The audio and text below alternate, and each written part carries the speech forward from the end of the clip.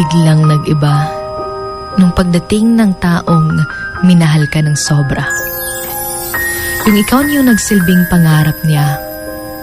At may mga bagay na siguro noon hindi mo lubos ay nakala, pero nung pagdating niya, talagang doon mo naramdaman yung pagmamahal na deserve mo talaga. Marami man tayong pangarap, Wallbabas. Iba't iba yung mga pangarap natin sa buhay. It can be places, position, or even people. Ngausahay makaingunta nga, kailangan ko talagang magsumikap para maabot ang aking mga pangarap. Kaya minsan, may mga tao talaga na dumadating sa buhay natin na hindi natin kailangang pilitin na tayo yung piliin, dahil minsan, yung mga taong pangarap natin ay iba talaga yung pangarap din nila.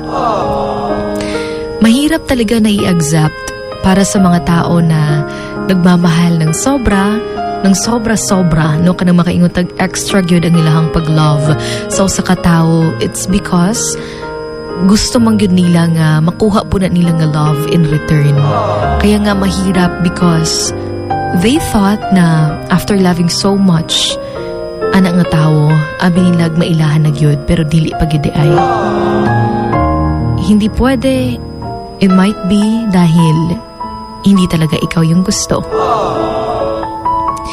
Ika nga sa kanta na ikaw ang pag-ibig ang nagbibigay kulay sa aking daigdig. Sobrang sarap pakinggan yung line na yun. Kanabitang makaingon ka nga, there are a lot of people yun, or there are some people na moabot sa tuwang life nga maghatag yun og kakaibang meaning, maghatag yun og kakaibang vibes. Kanang feeling bitaw na when you're with that person, it feels like home. No, kanang maingon ka nga safe ka, makaingon ka nga malipayon ka, makaingon ka na life is not boring, life is wonderful because you're with the person who loves you so much.